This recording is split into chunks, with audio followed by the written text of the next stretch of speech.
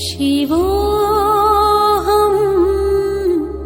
शिवोऽहं शिव स्वरूपो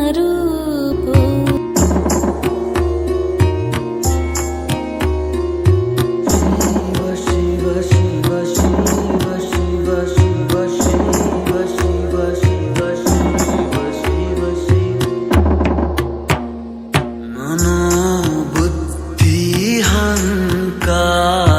चित्तानि नाहं न च श्रोतजिह्वे न च घ्राणनेत्रे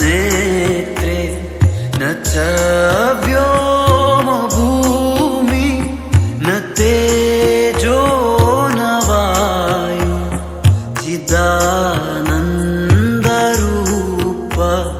शिवोऽहं शिवोऽहं।